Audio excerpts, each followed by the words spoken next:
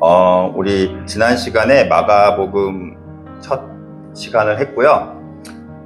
여러분 사순절 기간에 마가복음을 읽고 계신지 모르겠습니다. 참 읽기 좋은 복음서라고 제가 물론 다른 복음서 읽으셔도 적합하고 좋습니다. 하지만 한번 마가복음을 여러분들이 대충 내용을 알고 있다라는 전제하에 제가 얘기를 하기 때문에 시간상 성경을 일일이 찾아볼 수는 없어서 제가 여러분 다 알고 있다라는 전제하에 하겠습니다. 그래서 저 내용이 있었나 하시면 안 됩니다. 지난 시간에 마가복음은 제가 이제 유대전쟁 이야기 하면서 한번 볼까요? 짧게 지난 시간에 봤던 한번 볼까요? 보면 이제, 복음서가 쓰여진 시기를 얘기하면서, 네, 저렇게 70년 정도의 유대전쟁이 역사적인 사건 그대로 다 기록되어 있습니다. 요세푸스가 유대 전쟁사 그런 책에 기록되어 있고요. 마가복음이 이때쯤 씌워졌고, 그래서 이 얘기를 왜 했냐면, 그리고 다음 넘겨보시면, 이제, 예루살렘이 70년에 함락이 됐고, 그 다음, 그래서, 우리 마가가 로마 지역에서 쓰여진 걸로 많은 학자들이 생각을 하고 있고, 그렇다면, 굉장히 박해가 심했을 때, 굉장히, 기독교의 공격이 심했을 때, 물론 그 이후도 더 심화되지만 굉장히 박해가 심했을 때 마가복음이 쓰여졌다라고 생각이 되고, 그 다음에 그래서 벌벌벌 떨고 있는, 막 두려워하고 있는 그런 공동체들이 읽었을 것이라고 제가 설교를 했습니다. 그래서 여기 나오는 제자들의 두려워 벌벌 떠는 모습들이 다 자신들의 모습에 투영이 되고, 정말 왜 아무 일도 하시지 않으시지라는 생각이 들 정도로 벌벌벌 떨고 있는 그런 마가 공동체 상황에서 읽어야 된다라고 제가 말씀을 드렸고요. 예수님께서 신문을 받으시고 이렇게 십자가형을 당하시는 그 모습이 자신들의 모습, 곧 닥칠 자신들의 모습으로 생각을 했고, 굉장히 갈등하고 이런 고민하는 그런 공동체에게 마가가 시간이 없다, 나를 따르라 라는 메시지를 보내고 있다고 했습니다. 자, 그래서 오늘은 이런 상황에서 읽어보시면 제가 얘기했지만 하나님의 아들 예수 그리스도의 복음의 시작이다라는 요 1장 1절의 말이 굉장히 도전적이고 굉장히 심장 쫄깃쫄깃한 말이라는 게 느껴지실 거예요. 그죠? 일제시대에 우리는 천황에게 할 수 없다. 천황은 우리의 그게 아니다라고 하는 것처럼 굉장히 위험한 발언이게 되고요. 그 외 중에 하나로 제가 돼지떼 사건을 말씀드렸습니다. 돼지떼 사건이, 레기온, 로마 군대가 바다에 빠지는 장면을 마가가 묘사를 해놓은 거예요. 그래서, 이거는, 레기온이 그냥 바닷속으로 빠져버린다고? 이건 로마 병사들이 읽으면 어떻겠습니까? 이런 책이 다 있어. 그죠? 이걸 듣고 있는, 마가 공동체들은 어떻겠습니까? 이렇게 숨어서, 그죠? 쫄깃쫄깃하겠죠? 근데 짜릿짜릿하죠. 또, 고민되고, 이런 죽음의 자리에 있는 마가 공동체들이 이런 로마 군대가 바다 빠지는 장면을 보세요. 이런 일이 일어났으면 좋겠어요. 너무 간절히 바래요. 그런 마음으로 읽었을 거라는 거죠. 그리고 나서 이제, 하나님의 아들이라는 예수님의 칭호가 나오는데, 마가복음에는, 여러분, 한번 1장 1절 볼까요? 마가복음 1장 1절에 보시면, 마가복음 제가 얘기할게요, 그냥. 마가복음 1장 1절에 하나님의 아들로 시작이 하고요. 그 다음에, 세례 요한에게 세례를 받고 난 후에, 하늘로부터 음성이 들립니다. 1장 11절에 뭐라고 나오냐면, 너는 내 사랑하는 아들이다. 내가 너를 좋아한다. 이제 세번역 버전으로. 자, 하늘에서부터 음성이 들려와요. 이건 확증이에요. 더 이상 무슨 말이 필요해요. 그죠? 하나님의 아들이에요. 예수 그리스도는 하나님의 아들. 근데 이 음성이 로마 군대에게 들렸으면 좋겠는데, 그쵸? 바리새인들에게 들렸으면 좋겠는데, 세상 사람이 알았으면 좋겠는데, 이 음성을 다 들린 것 같아요? 안 들린 것 같아요? 그죠? 이 음성 누구만 들어온 것 같아요? 아니, 좀 크게 말씀하시지. 아, 우리는 알아요. 우리는 하나님의 아들인 거 알겠는데, 세상이 알았으면 좋겠다고요. 그죠? 아무도 몰라요. 그 이후로. 하늘에서 음성이 들렸대. 하늘에서 하나님의 아들이라고 서로 들었어. 너도 들었어? 야, 로마도 들었어. 난리 났어. 지금 이랬으면 좋겠는데, 아무 일도 일어나지 않는다는 거죠. 누구만 들었냐면, 모르겠어요. 예수님만 들으셨는지, 모르겠습니다. 자, 제자들이 들었네. 제자들 부르기도 전이니까요. 자, 또 하나. 그래서요, 그리고 나서부터 이제 독자들은 알겠죠. 아, 누구만 알아요? 마가복음 독자들. 우리 읽고 있는 우리들은 이제 예수님은 하나님의 아들이구나를 알고 이제 읽기 시작하는 거예요. 그렇죠? 하지만 세상 사람들은 모르고요. 여기 나오는 사람들도 몰라요, 지금. 우리만 알고 있는 거예요, 우리만. 이게 마가복음의 가장 키포인트입니다. 비유를 말씀하실 때 다 못 알아들어요. 근데 누구만 따로 설명해줘요? 제자들만 불러서, 야, 그 부분 다시 설명해주세요. 내가 너희 그 씨 뿌리는 비유 내가 다시 설명할게. 누구의 특정 소수에게만 그 뜻을 설명해주는 부분들이 나와요. 자, 하나님의 아들, 우리만 알고 시작하는 거예요. 그렇죠? 그리고 나서 하는데, 그리고 나서 이제 봐봐요. 기적들을 막 행하십니다. 기적들을 막 행하시는데, 우리는 이해하죠. 왜냐하면 하나님의 아들이시니까, 우리는 하나님의 아들인 거 알고 있으니까 이해해요. 와우, 역시 하나님의 아들이셔. 기적을 막 행하시고 멋있어요. 근데 여기 나와 있는 사람들은 하나님의 아들인 걸 그래도 몰라요. 혼란스러워해요. 도대체 이분이 누구냐? 도대체 이분이 누구이시길래 바다도 잠잠하게 하느냐?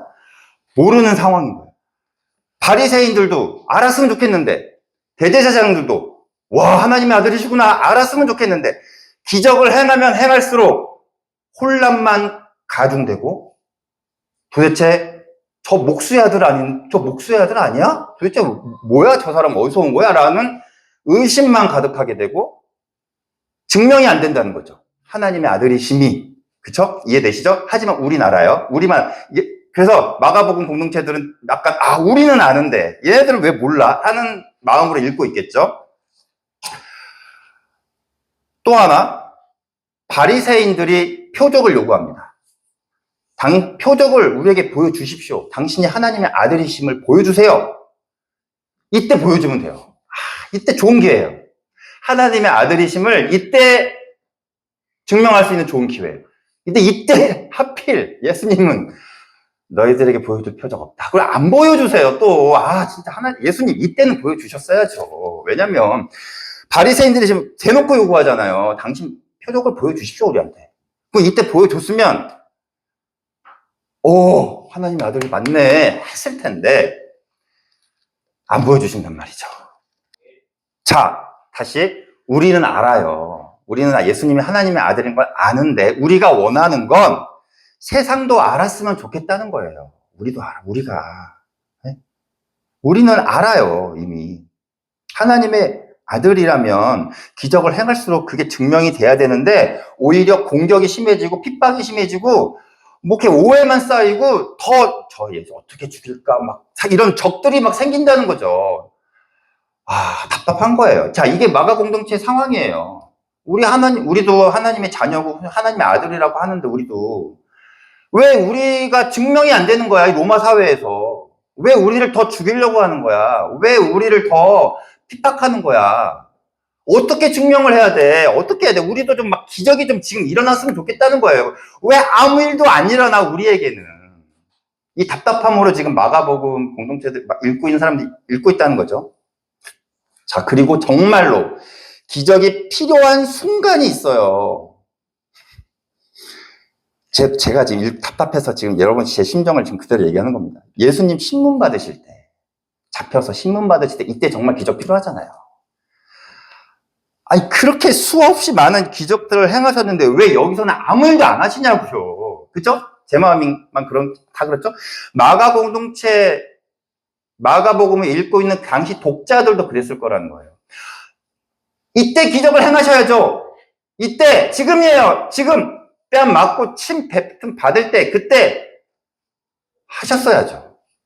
그리고 십자가에 달리셨을 때 많은 사람들이 내려와봐라, 내려와봐라, 네가 하나님의 아들이라면 증명해봐라, 내려오라 했을 때 이때 내려왔어야죠. 하나님의 아들이라면이라고 분명히 얘네들이 그랬어요. 네가 하나님의 아들이라면 내려와라, 증명해봐라. 아무 일도 안 하신다는 거예요. 그리고 그 아무 일도 정말 절체절명의 순간, 많은 사람들에게 하나님의 아들이심을 보여줄 수 있는 그 순간에 침묵하신다는 겁니다. 이 침묵이라는 침묵, 비밀, 이 굉장히 마가복음의 핵심 포인트인데 이 설교는 다음 4월 달에 하겠습니다. 침묵, 비밀. 이거는 다음에 하고요. 잠깐 맛배기만 보여드리면 침묵한다는 거예요, 요때. 요때 침묵하신다는 거예요. 아무 일도 안 하신다는 거예요. 그리고 저런 일이 우리에게도 똑같이 내 성도들이 잡혀서 순교할 때 아무 일도 안 일어난다는 거예요. 그때도. 그 기적이 알겠는데, 하나님의 아들이심을 알고 많은 기적을 행하셨는데 그 기적이 지금 우리에게는 왜 아무 기적도 일어나지 않는가 하는 겁니다. 하나님의 아들이심이 어떻게 증명할 수 있는가예요. 우리는 알고 있는데 세상이 알았으면 좋겠다는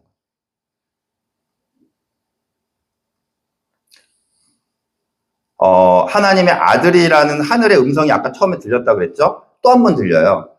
9장인데요. 제자들 베드로, 요한, 야고보만 데리고 산에 올라갑니다. 근데 예수님이 빨래같이 흰 옷으로 변하고 굉장히 성스러운 장면을 목격합니다. 베드로가 막 두려워서 예수님, 우리 여기다가 집 짓고 살아요. 내려가지 말아요. 그래요. 여기 너무 좋아요. 지금 여기 완전 천국 같아요. 와, 여기서 저희 초막을 짓고 삽시다. 9장에 나오는 장면입니다. 영광스러운 모습으로 변한 장면. 이게 이 베드로의 요 말이 마가 공동체의 마음이에요. 정말 영광스러운 예수님과 높은 산에서 로마 사회를 떠나 높은 산에서 그냥 이렇게 편안하게 은혜롭게 살고 싶은 마음이 마가 공동체의 현재 심정이에요. 그 심정이 지금 베드로의 입을 통해 나오는데 예수님은 뭐라고 하십니까? 내려가야 돼요. 여기만 있을 수 없어요. 그리고 나서 하나님의 음성이 들리는데 7절, 이는 내 사랑하는 아들이다. 너희는 그의 말을 들어라. 또 한 번 하늘에서 들립니다. 이 음성이 이번엔 제자들이 들었을지 안 들었을지 모르겠지만 이것도 소수에게만 들린다는 거죠. 그냥 세상 전체에 다 들렸으면 좋겠는데, 그죠? 네.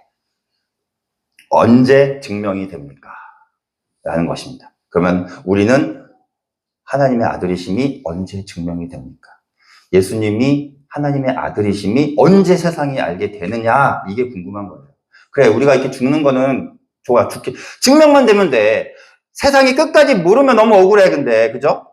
자, 그런 입장에서 오늘 읽을 12장을 보겠습니다. 12장을 보시면요, 성전에 들어가셔서 예수님이 포도원 소작인의 비유를 하셨는데, 이거 비유예요, 비유. 어떤 사람이 포도밭을 일구어가지고 거기에 사람들에게 일을 시켰어요.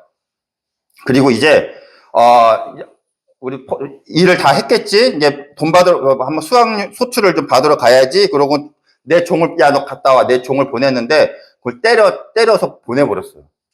없어. 그러고 뭐야? 야, 너도 갔다 와봐. 했는데 또 다른 종이 갔는데 또 농부들이 그 주인이 보낸 종을 또 때렸어요. 이것 봐라. 야, 내 사랑하는 내 아들을 보냈어요. 얘 설마 내 아들은 안 그러겠지 하고는 아들을 보냈어요. 아들을 보냈는데 이 사람들이 어떻게 해요? 야, 저 주인의 상속자, 이 포도원을 물려받은 상속자다. 얘를 죽여버리자. 그리고 이걸 포도 다 우리가 차지하자. 그리고 아들을 죽여버립니다. 내던집니다. 이 비유는 자신을 얘기하는 거예요. 그렇죠? 예수님의 내가 이 주인의 아들인데 너네들이 나를 죽였다라고 비유를 드시는 건데, 자, 사람들이 이 주인을 왜 죽였습니까? 왜 죽였습니까? 이 사람을 왜 죽였습니까? 마지막에 보낸 사람을 왜 죽였습니까? 상속자이기 때문에. 주인의 아들이기 때문에. 그쵸? 그 앞에 종들은 때리기만 했어요. 근데 세 번째 사람은 죽였어요. 아들이기 때문에. 아들임이 어떻게 증명이 됩니까? 어떻게 증명이 됩니까? 아들임이 어떻게 증명이 됐어요? 죽어서. 죽음으로. 네. 죽었기 때문에, 아들이기 때문에 죽인 거예요. 다른 사람들은 죽이지 않았어요. 왜냐하면 아들이기 아니기 때문에요. 마지막 세 번째 사람은 죽였어요. 왜요? 아들이기 때문에. 아들임이 어떻게 증명이 됐습니까? 죽음으로. 네. 그리고 나서 15장 가볼게요. 15장 39절 볼게요. 십자가에서 아무 일도 행하지 않으시고 그냥 소리 엘로이 엘로이 레마 사박다니 이런 말씀 그냥 외치만 하시고 그냥 죽으셨어요. 이때는 아니 그렇게 잘 들리던 하늘의 음성도 안 들려요. 이때 이는 내 사랑하는 내 아들이다 건들지 마라 했으면 얼마나 좋아요. 이때 하지만 하늘도 침묵하고 예수님의 울부짖음만 있는 거죠. 그리고 나서 아무 일도 행하지 않고 죽었어요. 그리고 나서 로마 장군이 백부장이 39절에 이렇게 얘기합니다. 참으로 이분은 하나님의 아들이셨다. 예수님이 하나님의 아들이심이 언제 증명됩니까? 죽었을 때. 마가는 너네들이 하나님의 아들임을 증명하려면 죽어야 된다라고 지금 얘기하고 있는 거예요. 이 길밖에 없습니까? 없어. 가야 돼. 나를 따라와. 십자가를 지고 문자 그대로 십자가를 지고 나를 따라와. 다른 길은 없음. 이걸 얘기하고 있는 거예요. 하나님의 아들이 언제 증명이 될까? 막 기적이 일어나서 막 세상이 막 뒤집어져서 우리가 막 잘 되는 걸 잘 돼서 와 쟤네들은 진짜 하나님의 아들인가 봐가 아니라요. 죽어야지 증명이 된다는 거예요. 이걸 지금 마가가 이 벌벌벌 떨고 있는 공동체에게 얘기하고 있는 겁니다. 다른 길은 없어. 니들이 증명하려면 이 길밖에 없어라고 얘기합니다. 자, 유세비우스라는 사람인데요. 역사가 한 3세기 초, 4세기 초에 살았던 사람인데 이 사람이 마르코라고 보통 불러요. 그리스식으로 발음하면 마가에 대한 저자에 대한 설명을 써놓은 게 있어서 갖고 왔습니다. 보시면 네. 자, 너무 많죠? 마가는 베드로의 통역가가 되어서 그가 기억하고 있는 모든 것을 정확히 기록하되 주께서 말씀하셨거나 행하신 순서대로 기록하지는 않았다. 그는 주께 직접 듣거나 그분을 쫓았던 사람이 아니고 내가 일전에 말한 대로 훗날 베드로를 따라다녔는데 마가가 베드로를 따라다녔는데 베드로가 주의 말씀을 잘 정리해서 말한 것이 아니라 그때그때 필요한 가르침을 전하곤 했으므로 마가가 그렇게 순서대로 기록하지 않았고 기억나는 대로 강조점을 하나하나 기록해 내려갔고 그건 전혀 잘못이 아니다.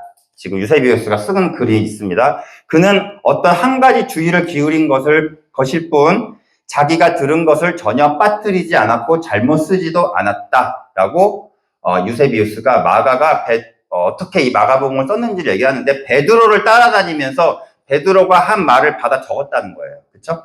이 기록으로 많은 학자들이 그렇게 생각합니다. 베드로 사도를 따라다니면서 들은 거를 적었구나 했습니다. 그런데 여러분께 한 가지 질문을 드려보겠습니다. 저희 겟세마네 기도 한번 볼까요? 몇 장이냐면요. 네, 13장 32절에 예수님께서 겟세마네 동산에서 기도하시는 장면이 나옵니다. 자, 예수님께서 제자들을 데리고 가셔서 내가 기도하고 있는 동안 넌 여기 앉아 있어라 하셨는데 제자들이 다 잡니다. 다 자요. 베드로 잡니다. 여러분, 돌아오니까 애들 다 자고 있어요. 그래서 37절에 야 베드로야 너는 자고 있냐? 1시간도 깨어있을 수 없느냐? 말이죠. 그리고 40절에 다시 와서 보니까 또 자고 있어요. 졸려서 눈을 뜰 수가 없었대요. 그죠? 예수님이 기도하고 있을 때 제자들은 다 자고 있었습니다. 졸려서 눈을 뜰 수 없을 정도로. 그러면 예수님의 기도 내용 36절 아빠 아버지께서는 모든 일을 하실 수 있으시니 내게서 이 잔을 거두어 주십시오. 그러나 내 뜻대로 하지 마시고 아버지의 뜻대로 하여 주십시오. 예수님께서 겟세마네 동산에서 하신 이 기도는 누가 들었을까요? 여러분께 문제를 내겠습니다. 어떻게 생각하십니까? 네? 백부장이 여기 있다고요? 자, 예수님의 제자들을 다 데리고, 자, 분명히 마가는 베드로에게 들은 말을 적었어요. 근데 베드로는 요때 자고 있었어요. 예수님이 기도하고 있을 때. 아무도 예수님의 기도 내용을 못 들었어요. 마가가 이때 등장했을까요? 자. 여기서 학자들이 많이 얘기하면 나중에 만들어낸 말이야. 한 말이야. 네. 누가 이 예수님의 기도를 듣고 적은 걸까요? 저는 생각합니다. 이 기도문은 부활하신 예수님이 마가 공동체에게 직접 가르쳐줬다고 생각합니다. 벌벌벌벌 떨고 있는 마가 공동체에게, 마가 교회에게 부활하신 예수님께서 직접 이렇게 기도하라고 가르쳐 주신 기도문이 아닐까 생각하는 거예요. 이 기도 내용은 아무도 들은 사람이 없어요. 저는 무슨 얘기를 하고 싶냐면 마가 공동체는 부활하신 예수님과 바로 옆에 계시는 것처럼 두고 살아간 사람들이라는 거예요. 마가 공동체에게 예수님은요, 부활하신 예수님은 저 하늘에 무편에 앉아 계셔가지고 이렇게 내려다보면 보시는 분이 아니고요. 마가 공동체에게 예수님은 부활하셔서 바로 내 옆에 계신다고 생각하는 거예요. 바로 내 옆에서 같이 동행하고 있다라고 생각을 하고 있었다는 거예요. 그래서 마가 공동체가 지금 우리가 죽게 되었는데 왜 아무 일도 행하지 않으십니까? 라고 막 붙잡고 항의할 수 있는 거예요. 그 폭풍에서 만난 제자들처럼. 왜냐면 지금 바로 옆에 계시는 게 느껴지는데, 부활하신 예수님이 우리와 함께 계시는 게 지금 느껴지는데, 왜 아무 일도 행하지 않냐고, 왜 지금 이 상황에서 기적을 행하지 않냐고, 지금 막 붙잡고 항거할 수 있다는 거예요. 베드로가, 예수님 그러면 안 됩니다! 예수님 죽으시면 안 됩니다! 라고 막 예수님을 붙잡고 했을 때, 그게 마가공동체 신정이에요. 제발요. 이 길밖에 없습니까? 왜 가야 됩니까? 죽어야 됩니까? 라는 거를 지금 옆에 있는 예수님께, 옆에 계세요, 지금. 마가 공동체에게는요. 우리에게는 예수님이 어디 계세요? 우리 부활하셨잖아요. 예수님 부활절 다가왔잖아요. 어디 계신다고 생각해요? 여러분 옆에 있다고 생각하십니까? 어디 계시는 걸까요, 도대체? 하늘만 자꾸 쳐다보는, 저 멀리. 여기에서 적어도요, 예수님이 십자가에 달려 죽으셨다는 거를 신학에서 얘기할 때, 정통 신학에서 얘기할 때, 우리의 죄를 위하여, 우리의 죄를 대속해서 죽으셨고, 살아나셨다라고 얘기를 하는데요. 적어도 마가복음에서는 이 내용 안 나와요. 마가복음에서는요, 예수님은 우리의 죄를 위해 죽으신 게 아니고요. 먼저 십자가 가셨고, 먼저 부활하셨고, 너희들을 그 다음 너희들도 이 길로 오라는 얘기만 나와요. 대속 이야기는 다른 복음서에서 나올지 모르겠습니다만, 마가복음에서는 적어도 마가 공동체는 예수님은 우리를 위해 죽으셨어, 우리의 죄를 위해 죽으셨어 라고 생각하지 않아요. 마가 공동체는 그 길을 지금 따라가야 되는 그 길을 먼저 가신 분으로 생각하고 우리도 지금 따라가야 된다고 생각하고 있는 거예요. 바로 옆에서 지금 그 예수님이 마가 공동체가 기도했겠죠. 어떻게 해야 됩니까? 어떻게 이 길을 가야 됩니까? 했을 때 기도 중에 부활하신 예수님이 이렇게 기도하라고 알려주신 거예요. 아버지께서는 모든 일을 하실 수 있으시니 내게서 이 잔을 거두어 주십시오.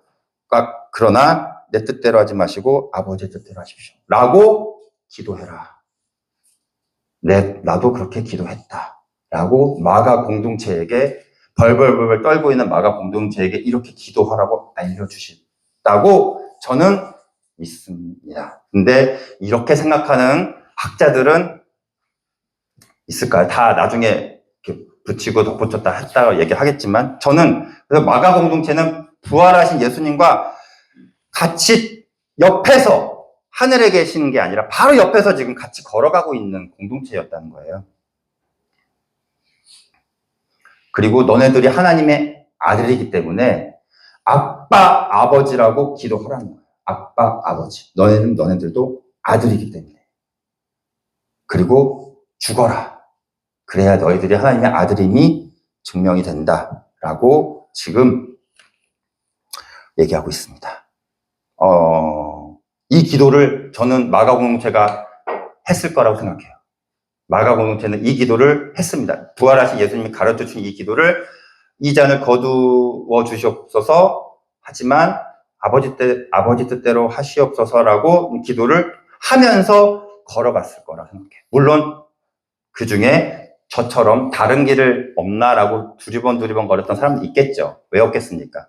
대표적인 사람이 데마라는 사람이 있어요. 바울의 동역자였는데 세상을 사랑해서 데마는 세상으로 나갔다라고 바울이 얘기하는 데마가 있고, 데마만 있겠습니까? 많은 사람들이 이거는 아닌 것 같은데 라고 다른 길을 찾는 사람들이 있었겠죠. 어떻게든. 저희 예수님 믿는 열심히 예배 드리면서 열심히 기도하면서 무슨 기도합니까? 잘 되게 해주세요. 제발 어떻게든 좀 잘 되게 해주세요. 편안하게 해주세요. 좀 알맞는 곳에 살게 해주세요. 이 기도하잖아요. 어떻게든 저희는 예수님의 힘을 빌어서 잘 살고 싶은 마음이 있어요. 죽으려고 하는 마음은 없어요. 죽음의 길을 가면서 막 하는 기도는 저희가 본능이 그렇습니다. 이 사람들은 안 그랬겠습니까? 이 사람들도 당연히 살고 싶었겠죠. 다른 길은 없을까 찾았겠죠. 하지만 하나님의 아들이 증명이 되려면 다른 길은 없다, 죽어야 한다라고 지금 백부장의 입을 통해서 백부장이 이방인으로서 로마를 대표해서 처음으로 말한 하나님의 아들이라고 말한 사람의 최초의 사람입니다.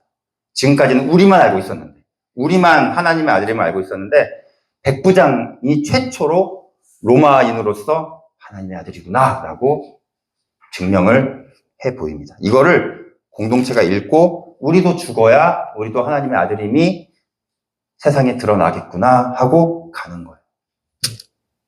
여기까지 하겠습니다. 사순절 기간인데요. 정말 묵상하기 정말 좋은 마가복음이죠. 너무 어려워요. 힘들어요. 목사님들 여기 설교 잘 안 해요. 맞죠? 안 해요. 어떻게 성도들한테 죽으라 그래요. 근데 자꾸 너무 힘들어요. 이거는 진짜. 근데 잘 안 해요. 사실.